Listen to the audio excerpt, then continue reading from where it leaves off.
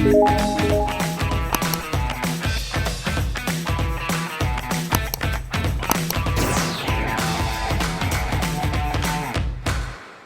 guys, this is Madz and welcome to my channel.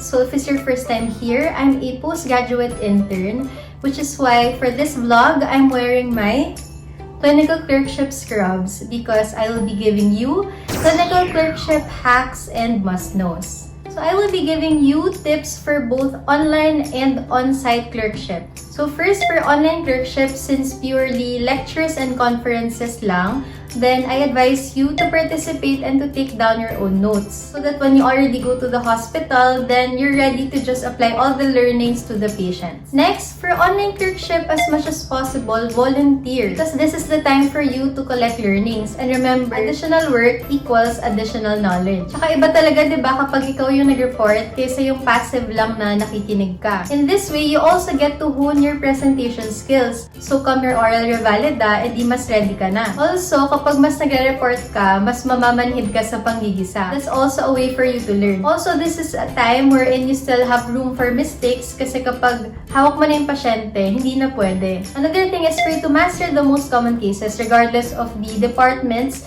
you are rotating in. Next, in terms of references, so since clerks na, dapat level up na rin. So if you have access, use up-to-date. Maganda kasi at this point na gumagamit ka ng CPGs or clinical practice guidelines as well as journals as your references because your care must be evidence-based. Now lastly, during your reports, they would usually spend most of the time criticizing your history and physical exam part. Because at this point, this is what you should master. Always go back to the history and physical exam. Double check, triple check, be OC about it. Also, when you're doing your reports, try to think of the possible questions that may be asked of you. In this way, you're able to train your mind to think more critically. Now, let's move on to on-site clerkship. So, this is the more exciting part. The first thing that you have to know is how the schedule works. So, during clerkship, you have the pre, the duty, and the from na posts. So, kapag pre, this usually goes from 7 to 5. And then kapag duty, that's 24 hours. So usually 7 to 7 the next day. And then kapag from, this would be from the end of your duty. So 7 a.m.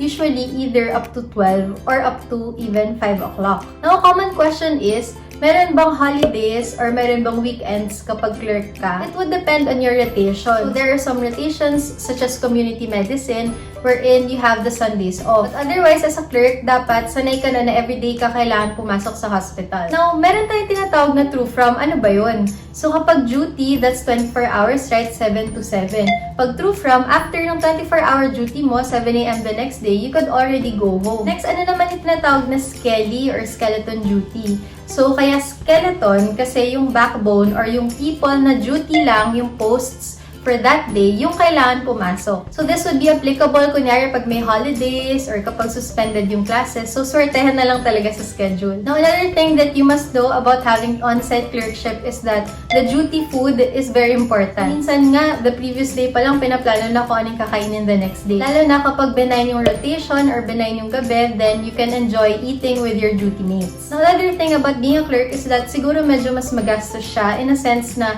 halos the whole time nasa hospital ka, diba? So, lagi kailangan bumili ng food. So, kailangan din mag-budget. Now, one hack I can give you is by bringing your own baon. So, bring your own meal. Sometimes, during clerkship, hindi ka na makabili ng food or hindi ka makapagpabili kasi nasa OR ka or nasa procedure tapos wala pang signal. So, kailangan meron ka na rin baon para sure na may makakain ka. Ayun, so that's one more thing pa pala. Medyo mahina yung signal usually sa hospital. So, for that, you can bring multiple SIM siguro. Kailangan alamin mo na kung saang parts ng hospital yung maganda yung reception. Next, once clerkship is on-site, see as much patients as you can. So, don't be worried about being toxic, about being a toxic clerk. Kasi, ang mindset dapat kapag clerk ka is learnings. Remember, these patients would be our best teachers. Next, as I emphasized in online clerkship, of course, in on-site clerkship, it's also important for you to master the history and the physical exam. It is very much expected from a clinical clerk na magaling mag-history and PE. So always complete the history and make it thorough. Now, one hack about that would be this.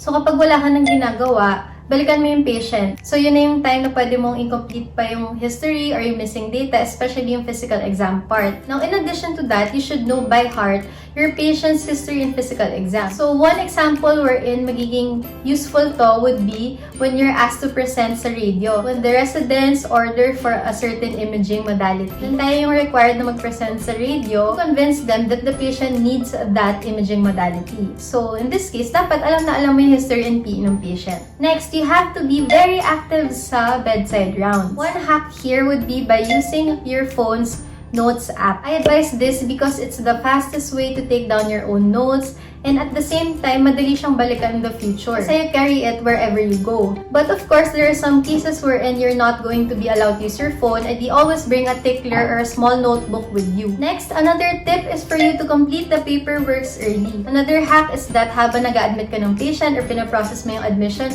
with the patient or the relative, then already type the history and the physical exam in your phone and prepare the admitting text. So this would be sent out to your interns, residents, and then for this admitting text, ito na yung maging useful for you to transfer to the Word file ng mga papers ng patient. Another hack about that is to have copies of a set of patient files in your phone. So this set of files refers to the medical abstract, the database, the white notes, etc.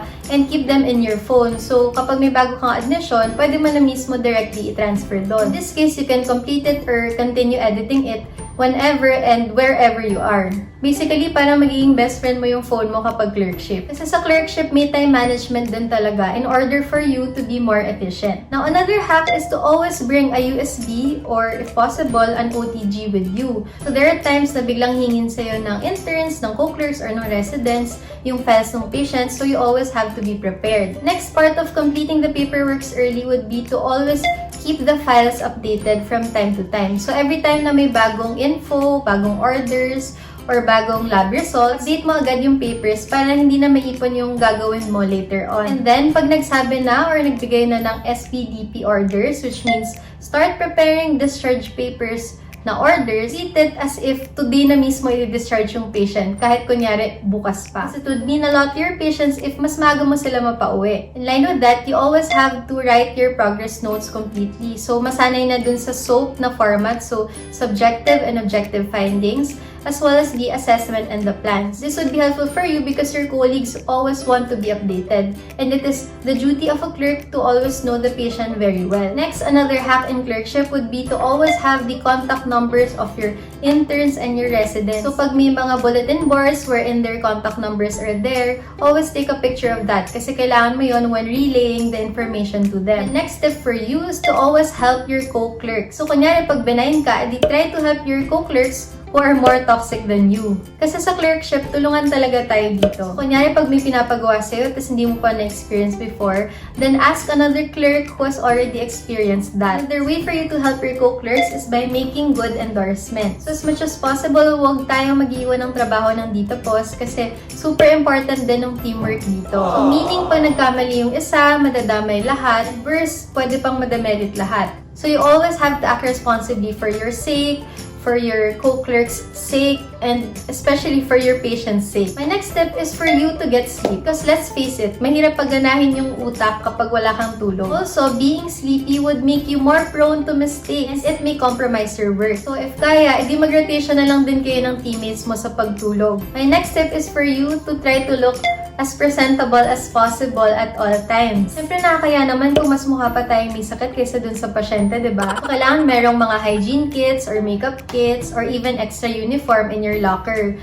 Tapos, at the same time, maximize your hygiene breaks. So, kapag pwede umuwi, maligo ka na. So, my last advice is for you to be extra kind to your patients. So, kahit gano'ng kaka-toxic, kahit gano'ng kakawalang tulog, kahit gano'ng kakapuyat, kahit nasungitan ka ng patient or ng relative, always be compassionate. Remember, they are sick, so dapat kausap mo pa lang sila, feeling nila na gumagaling na sila. And that way, they would also put their trust in you. And then one hack would be by knowing or remembering the patients and their relatives' first names. They would really appreciate that.